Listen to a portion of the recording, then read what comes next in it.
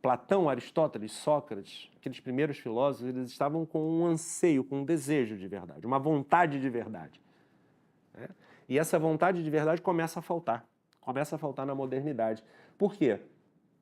Porque a vontade de verdade vontade de verdade transcendente, né, é substituída por uma vontade de verdade imanente, de resolver os problemas da realidade temporal.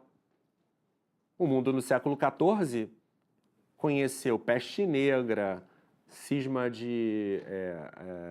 ocidental, exílio de Avignon, terremotos, fome.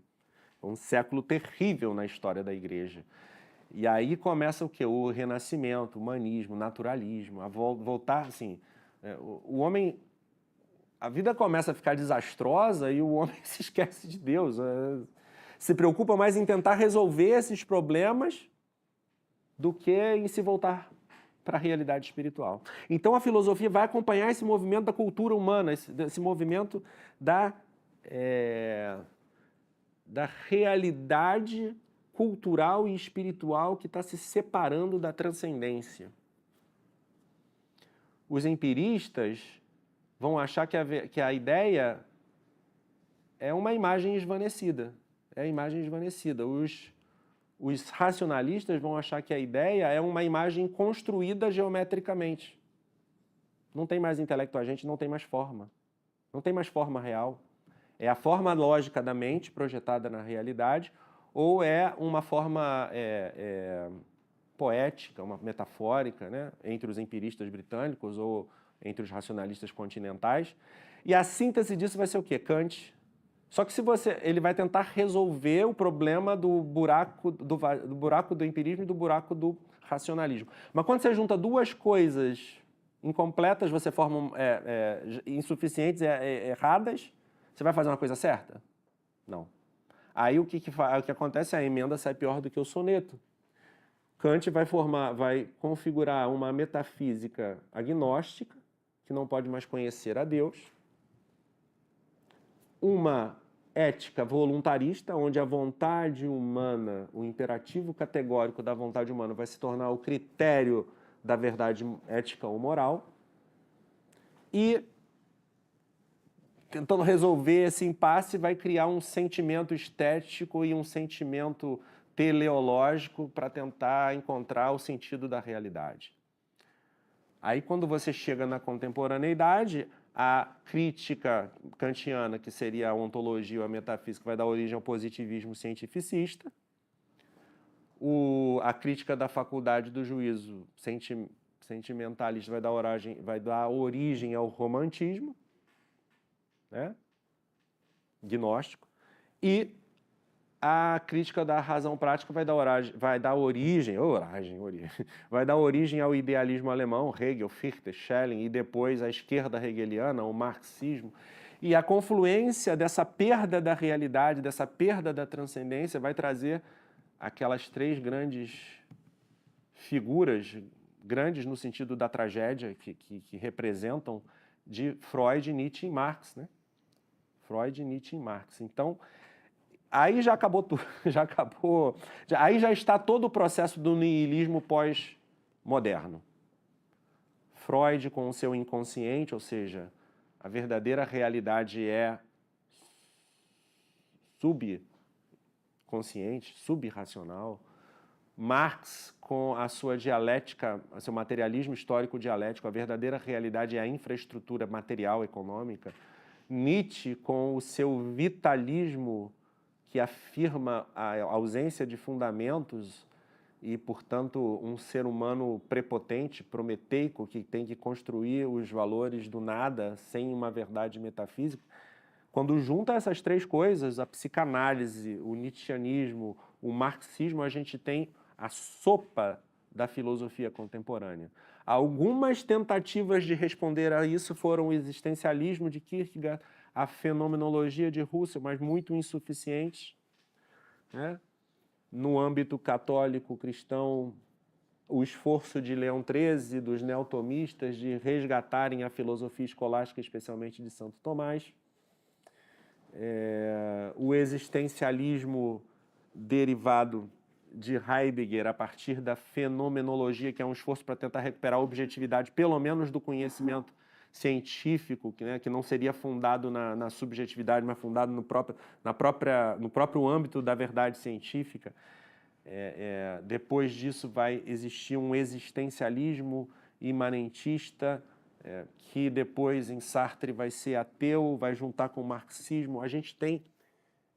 Bom, não tem como explicar esse processo. Vocês viram que eu me empolguei muito apresentando os gregos no início, tive que fazer uma síntese bastante grande de Santo Agostinho e de Santo Tomás para apresentar o problema do nominalismo, que resulta no empirismo e no racionalismo, que confluem para a crítica kantiana, que se desdobra no positivismo, no romantismo e no idealismo e depois no marxismo. E, bom, também temos Freud e Nietzsche, esforços pontuais de uma filosofia existencialista e de uma filosofia fenomenológica que não logram obter a transcendência novamente, né, que não conseguem recuperar a transcendência.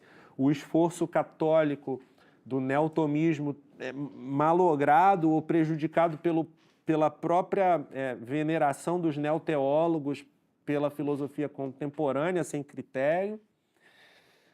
E aí o que a gente tem? A gente tem a situação que a gente precisa recuperar a verdade, precisa recuperar as fontes da tradição filosófica, da sã tradição filosófica, platônica, aristotélica, patrística, escolástica, especialmente Santo Tomás de Aquino, São Boaventura, a escola tomista,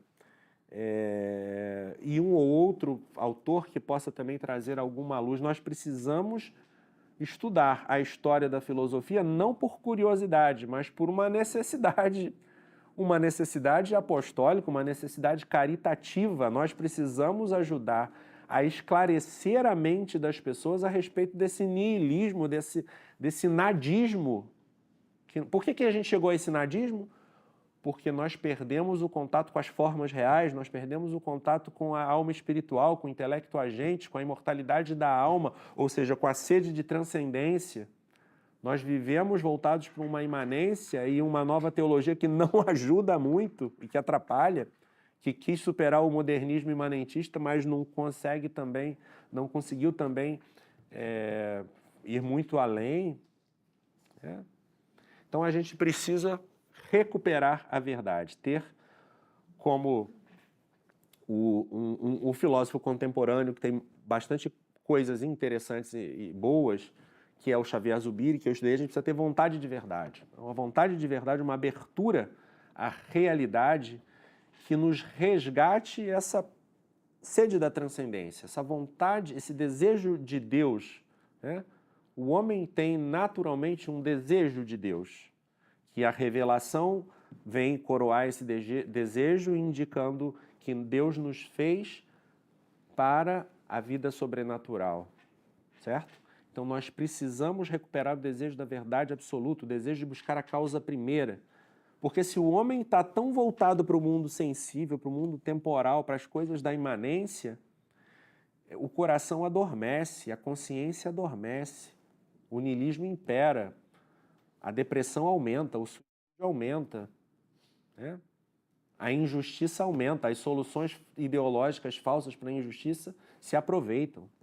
Então nós precisamos urgentemente buscar a verdade com todas as forças e energias da nossa alma, porque disso depende a nossa salvação e a salvação de muitas pessoas. Então que Santo Tomás de Aquino, que Santo Agostinho de Hipona, que os demais santos doutores, santos padres da igreja intercedam por nós. E desculpe por ter feito uma corrida aqui no final, porque senão também eu vou deixar vocês aqui muito tempo esperando. É uma apresentação muito sumária, evidentemente eu dependo de que vocês e o público que assista tenham uma certa fé na minha apresentação. Eu não pude demonstrar grande parte das coisas que eu falei aqui, Mas, bom, é simplesmente uma apresentação sumária, tá? Muito obrigado pela presença e pela assistência de vocês. Até uma próxima.